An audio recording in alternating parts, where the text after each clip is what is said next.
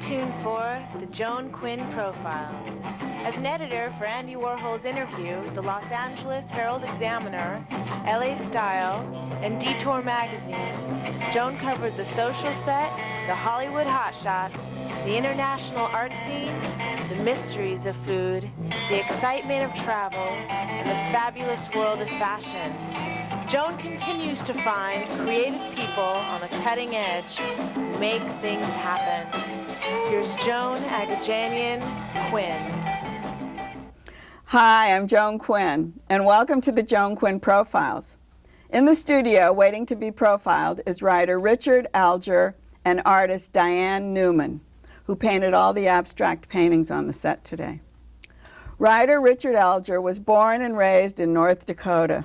After you left the University of Minnesota, did you plan to go into the theater? I was more interested in film, actually, at the time when I left college, and so I moved to Boston and started working in the film industry then. Why Boston? Why not Hollywood or New York? Well, I was sort of attracted by, I think New York was my first interest, but it was maybe too daunting for me at the time, and so I thought I'll try somewhere close. And what was in Boston? Well, Boston was, I guess it was an attraction to the city. That was part of what I liked about it, and it ended up being a good sort of entrance point for me, I guess, coming from the Midwest and sort of slowly working my way from there to then New York, and so that seemed like You did go to New York then? Yes, yes. Then I went to New York, and when I decided to get into performing more and working on my own material, I moved to New York and sort of took a stab at that. What would you do in film? What did you plan to do? I was in lighting mostly in film. Oh. And so that's where I got my start into it. But wouldn't you want to do that on stage too, kind of the same? Well, and I do. On some of the projects that we build, myself and my wife have a company called Theater Movement Bazaar, and we create shows, and in there I also am involved with lighting and some of the technical aspects. Because those are really difficult things when you've written something or you're performing and you always think about how do the lights look on me, or yes, one time Ann Miller was on the show and she said, don't ever let them hit you from a light on top, you know? Yes, just going, okay. Yes, it's sort of when you become very aware when performing. It helps sometimes, because if we do a lot of movement, you know, you're sort of able to understand where the lights are hitting you and when they're not, and yeah. So then your performing took off in New York? Is that what happened? Well, that's where I hooked up with Tina, and we started making original shows together. And so Tina's your co-writer. She's a co-writer along with Deb Devine on this project that we're doing at the 24th Street Theater.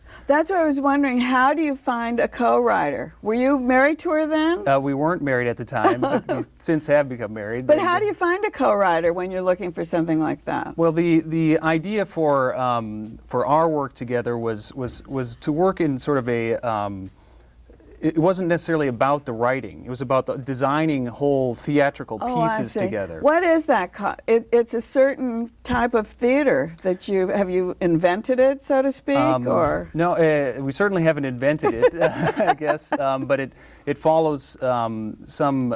I mean, there's certainly sort of a postmodern theater movement that sort of gets away from the playwright as being kind of the forefront of a play, and that a play is coming out of some other kind of collaboration of artists.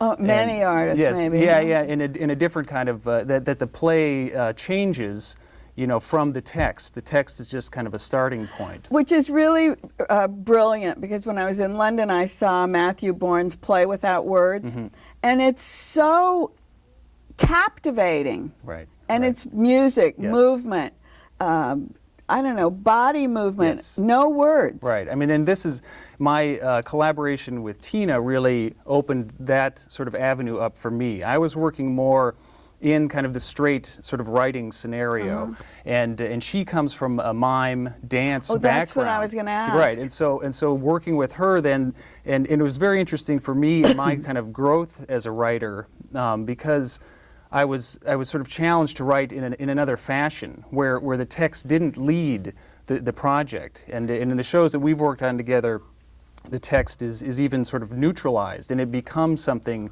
in working on it. Now, the the case with the play we have coming up right now that we worked on with the 24th Street Theater and Deb Devine. What's it called? It's called Mirror, Mirror. Mirror, Mirror, and yeah. this is a little diversion from that kind of idea, but it's a collaboration with Deb Devine to do an adaptation of the Snow White story.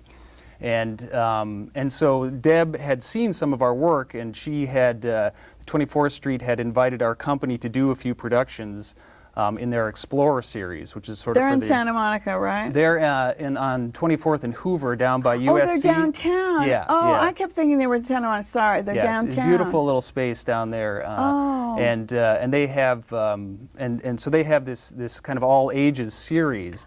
And so they brought in some of our work, which, you know, they're very interested in doing things for younger audiences that aren't just, you know, for kids. Because it's to the it's in the inner city. Exactly. So you get those kids, and is your play geared to the youth? This particular production is geared. It's supposed to be for all ages, but Deb definitely said, you know, I don't want to make this a children's play. But you've done children's plays, haven't you? Or geared to? No, I mean, but since all of our projects have been sort of movement based, and you know, then you can sort of engage on any age, and I think that's part of what Deb and Jay at the 24th Street saw in our work. It's like, all right, here's, and I think a sense of humor, you know, that kind of thing. So you left New York to come to California? Yes, yeah. Yeah. I mean, it should be the other way around usually. I know, it's sort of unusual to leave New York and go do theater in Los Angeles. I mean, it's sort of it's a strange journey. But was it more successful for you here? Well, it may have helped, you know, because there's sort of a strong possibility of doing work here. You know, especially when we came, you know, 4 or 5 years ago, where space wasn't so expensive to get, and also our sort of style of theater, maybe there isn't as much of it here, and so then you know, you have a certain attraction because of that. But do you still have words in the play? Yes. There's still words in the play. And the 24th Street's project, Mirror, Mirror, is more sort of standard. She definitely wanted to keep it in a less abstract kind of form, which is more what I'm used to working. But you've interpreted Chekhov's Sisters, The Seagull. What else? Watch. Right. So how do you do those? Well, those the last 3 productions that I've done with the Theater Movement Bazaar, sort of starting with for instance, we did one show called Dumb Show, which started with Russian writers, Dostoevsky, Gogol, and the classics. The classics, huh? and we would go in and extract text from there, and sort of extract lines, extract sort of interesting phrases, and then kind of create our own dialogue from that. And using and letting that kind of the feeling of that era, you know, sort of echo through. But again, it's like then you have a script that gets worked on, and really what the play becomes is further down the line. When we start with that script, we don't know what it is. You know. That also reminds me of Lady with the Lapdog, which I saw at the Rep in Cambridge, actually, and it was pieces taken from the classics, but done in a contemporary setting. Are your settings contemporary? Yes, or they'll be somehow sort of you know, neutralized. We won't create necessarily a set. You know, sort of create an environment that lends itself to many things and has space, because we like the movement aspect of it. So that's where your lighting comes in too. Yes, because that's a way that we shape the space. It definitely is important, and. So we've done that kind of work with, we just took a show to the Piccolo Spoleto Festival, and that was a show called Cirque Picnic that started with William Inge's play Picnic. And then so you called it what'd you call it? Cirque Picnic. You called it Cirque Picnic. So we sort of used the circus form as our structure, but then went into the play Picnic and did the same kind of extraction and many other sort of texts from the 50s. And what kind of costumes do you use for something like that? Well, Tina does the design of the costumes and kind of takes the 50s look and sort of, you know, does it a little askew. So you get the picnic look from the 50s. Right, or that sort of shape is used, and then there's sort of other layers are added on, and kind of, you know, it's sort of built upon that original idea. But again, it's maybe sort of, you know, modernizing it somehow, or, yeah. Yeah. It's really interesting because it's kind of boring to go see those old plays over and over and over. That's why it's so brilliant when you see an opera and you get a contemporary artist who's done the sets Yes. or the costumes. And the music's fabulous. The music's always there. And I think what you're talking about, the classics, they're always there. Right. Good writing's always there. Right, and it is always there, and it's been an interesting way for me to write as well, because you sort of get great lines available to you. You know, it's like there's great, but I'm able to construct, you know, dialogue in whatever rhythm I want. How much of ownership do you take in something like that as an author? Yeah, I know it's a bit strange. It's because what we've been sort of, you know, calling myself in that situation is text amalgamator instead of, you know, playwright. Yeah, because what do you know, say? Right, in some scenes, you know, it will be all original, but other scenes it's sort of mixed in, and you know, and it sort of references all, you know, so you kind of, you know, give nods to a lot of these different source materials. And one of the questions I had was if it would adapt itself to video or film, but I don't know if it would or not. Well, it could. I mean, it's very visual based, so in that sense. But it's very stage oriented. It is. I mean, that's the medium we're working in. And some things we've shot, you know, the stage version, but you know, that's still a stage. We haven't tried to do something just for film, and because it wouldn't turn into a movie, would it? Not necessarily. I mean, it depends. You know, again, you would have to design it that way. We've definitely designed them thinking, all right, this is to be on this stage. And how controversial do you find this in regards to your audience? I mean, is it really controversial? It can be. I mean, yeah. I mean, I think we've it's taken a while to sort of build an audience. To find, you know, for people to get familiar with what we're doing, Yeah. and you get a few people from the press that then kind of go, okay. But it started. We've had many reviewers who, you know, it wasn't their cup of tea, and they weren't interested in kind of discovering it. And even when we were in the festival in Charleston, South Carolina recently, I mean, you know, half of the audience are very interested, and maybe the other half are, you know, they're not sure, you know, and you can sort of visibly see when they're not interested in engaging in something like this. But do you use a lot of music? Yes, it's all scored. It has score going all the way through. Because throughout. I think that's really important. Yes, that yeah. keeps it together. Yeah, and it gives it a sense of unity, like you said. Yeah. Well, it sounds fascinating. I can't wait to see it. Yes, yes. And I see so many similarities between what the English are doing and contemporary and what you're doing. And I'm so happy you were here. Well, thank you. Tell us about it. Yeah. Thanks for watching Richard Alger, and I found what he said really interesting. And don't go away, because we'll be right back with Diane Newman, our painter of the day.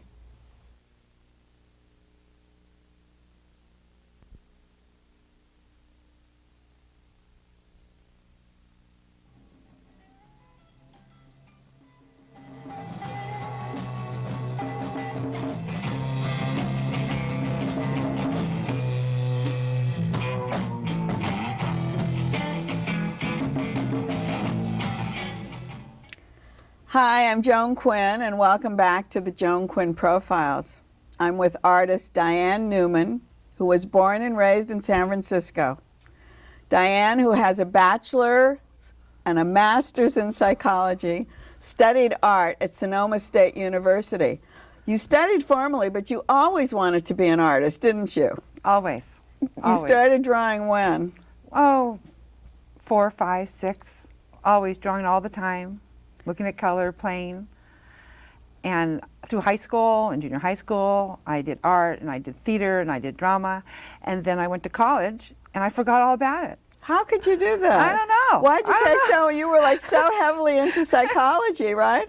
Totally. I was totally into it, and I went to the mental health fields. And I grew up and I got married and I had a family and opened a small practice. And I really loved it, and I just loved it. And then one day in my kitchen, I said, I don't want to do this anymore. I want to do my art. Is that and I what stopped. happened? That's exactly what happened. That's not when you went to Sonoma State. Yeah, I went back as an adult. Really? So you went back and really formally attacked this. Totally. Well, is there a relationship between the psychological part of it and the painting part of it?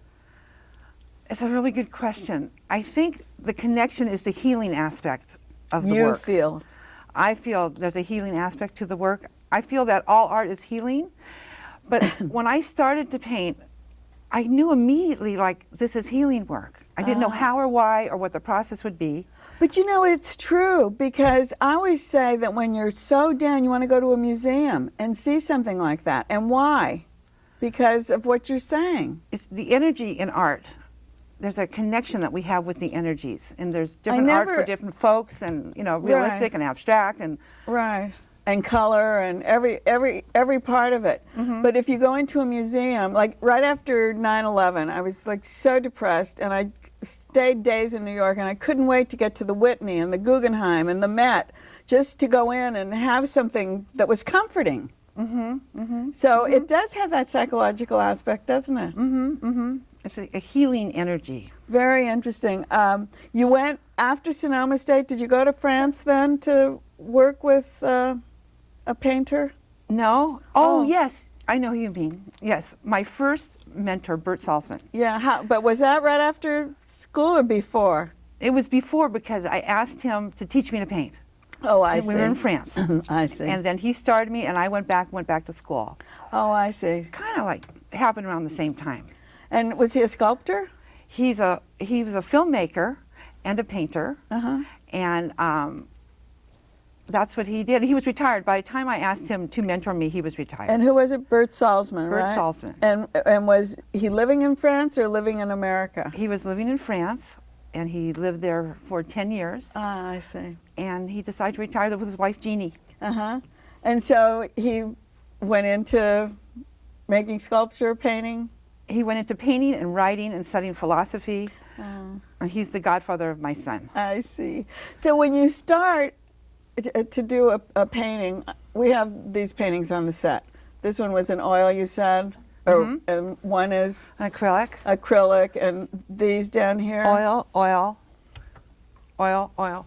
So when you start this process, how do you know what medium you're going to use? Well, I decide what medium I'm going to do the painting in, either oil or acrylic. And that's about all I really know. And then I start painting. And what about the size? Does that make any difference? It makes, I choose for that day, well, I think I'll do that size, because I have such a variety around, and I pick that one. I go, I'm going to work on a big one. I'm going to work on a little one. And do you prefer one medium to another? No, I love them both, but they're different for me. Okay, tell us about, say, the acrylic one, the green one. Well, the acrylics move faster. You can work faster in acrylics. You can take a hairdryer, you can dry them, and you can do many layers. I work in a lot of transparencies of color, and they have to dry before you put on another layer. So what would something like this is a triptych, actually. It looks like 3 canvases together. It is. What would this actually be telling us? It's personal, individual. Is it? You For can't everybody. tell us? Oh, it's personal for everybody. Right. All my work is very personal, so that people will connect to different pieces. You know, they may not like them all, but they'll like this one or this one. They'll feel a connection. So it's very different. And what do you start, say, with this one, an oil? How do you start something like that? Okay, I covered the surface with, I did yellow on this one. And I also do this in transparencies and glazes, but it's with much oil, longer. it takes longer, right? So it's like a meditation for me. So the oils are more meditative. Oh. Because I have to wait 24 hours before I do a layer. And But are you thinking of what's going to come out of it? When I start thinking about it is when I have problems with the work. I get stuck into the work. You know, you get identified into the pieces, and it's hard. So how it's do a you struggle. do it? So what do you do? I go, when I notice that's happening, I go, okay, let go. Just stand back, let go, go away. And I'll walk away from it, and I'll turn around, and I'll go, okay, what should I do next? And the universe will tell me something, maybe something, and I'll go, no, I'm not going to do that. I'm not going to do that color. And then I go, I'm going to do red instead of green. And I'll go put the red on. It'll be terrible, absolutely terrible. And I go, okay, I'll do the green. And I'll go back and do the green. It's like perfect. So it's just this drawing, pulling from you. It's a push-pull with the canvas and with you. Totally, totally. And that's how it is until there's a point where I surrender. Somehow I go into a zone, to the zone. There's a surrender, and it just works. And when I'm done, it's like done. How do you know when it's done? Well, that's a really that's a hard question. When do you know when it's done? Well, now I've gotten better at it, so I can feel when I look at it, it looks pretty well done. And then I'll stand back and I'll critique it with the formal principles. I really will critique it. And if it needs a little tweaking, a little this, a little balance, a little this, and then I'll do that, and then it's done. Does the psychological aspect come into it then? Whether you know whether it's done or not? I mean, is it like playing on your psyche? Sometimes my heart rate will go really high. I don't know what that So means. something's working. Something happens. One thing that you say when it's done, you say it's like, you know it's done because it's the landscape of the heart. Right, all the work that I do, I consider landscapes of the heart. Everything's like, because it's all coming out of you. And then my different series have different names for them. Oh, what, like what? My new series is called Echoes in Time. And that's at the gallery in Santa Monica? Yes, yes. What gallery is that? BGH Gallery. I always say Eton. I know Eton, and I always say the initials wrong, so I'd rather have you say it. Right. But it's in Bergamot Station, and these works will be there. Yes, yes. 31 altogether will be there. And what is that titled? Oh, I have that card. Yeah, that's Echoes in Time. Actually, I do have that. And is the subject different? Are the planes different? Well, when you look at the whole show up, it's very colorful, and I believe that it echoes through time, the show.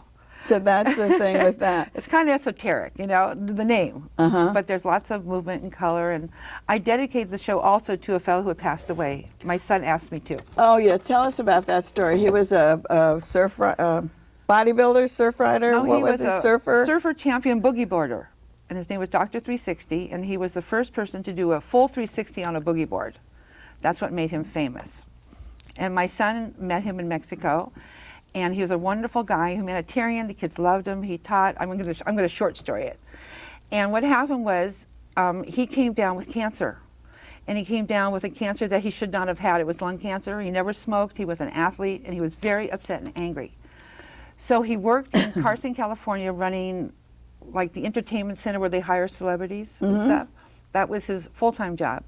But he was so upset that he went home and he decided to take himself out because they couldn't help him. It was very progressive. So he went out on the water with his surfboard. He was so sick? Very sick, but very angry. And he decided to do that. And what happened was he was on a surfboard in the water, just kind of waiting to go to the surf land. And children came out in a boat with another teacher, and they found him there. They brought him back. He woke up in a hospital, totally upset. That he was in a hospital. But he did remember that it wasn't okay what he was doing to take himself out with all the children. It was a bad role model. So he decided to stay for a while. He wrote a book. He apologized to all the children. And he lived his life for a few more months, not long, maybe a year. Oh, yeah. And he died in a car accident. Is that right? But he left such an impression on the children. He was wonderful with the children that when my son found out I was doing a show in Los Angeles, he asked me to dedicate the show to him. That's so great. But the other thing is you've done hospice work. Yes. So that's a good lead-in to what other work you do. Tell us about that. Oh, hospice is an education in another slice of life for me. It's a wonderful thing to help people pass to the other side. You meet wonderful people. It's nurturing, and I can't explain to you how fabulous it is. But you do workshops, right? And I also do. Oh, that's a separate thing. Separate. And I've done them for hospice. That's what I for thought. The volunteers, for the volunteers. But I work for one-on-one. the volunteers. Right. And I do work with clients one-on-one. What kind of workshops are they? What do you do? We just paint. I mean, how do you teach? Do you teach a person how to use the paint, how to use a brush, what to do? Okay, what happens is a process that I do. And they come and they spend the night and we eat and we party and they work all day and night in the studio. It's open all day. And I give them the brushes, I give them the canvas, all the paint they want, all the medium they want. And I say, start. You know, I show them a little bit how to put the first coat of paint on. And then they just paint. And it's amazing to watch the process. And that's, amazing. but that's up where you live, in a small town. What's the name of that town? Freestone. Freestone. It's in Sonoma County. And you live in a beautiful, oh, I wish I had the picture, beautiful old, frame? Arts and crafts. Arts and crafts house that you've refurbished? Totally. Your husband refurbished. Did you do it too? We did it together, right. You do it together, you both know what to do? And so that's where they come to paint? Your studio's there? It's like a bed and breakfast, you know. It's this big old house, and it's empty because my children are gone.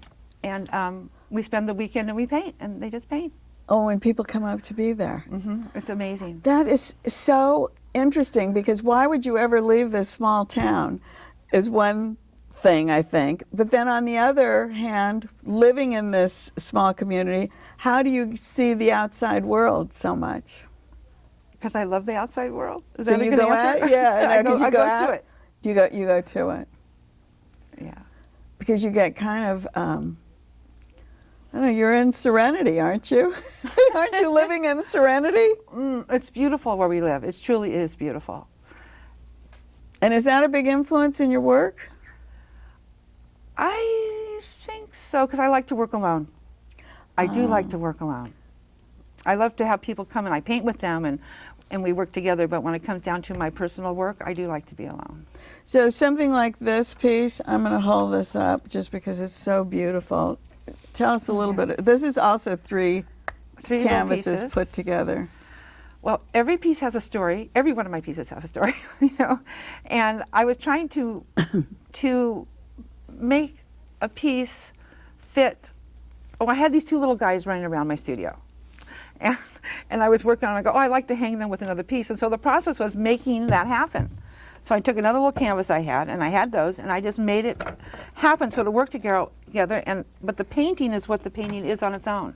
I didn't plan necessarily for the imagery. The painting is beautiful, and the painting is like so outdoorsy to me. It's just like being in the forest with water running and trees blowing, and it's just, as you say, an abstract painting is whatever you see, right? Right.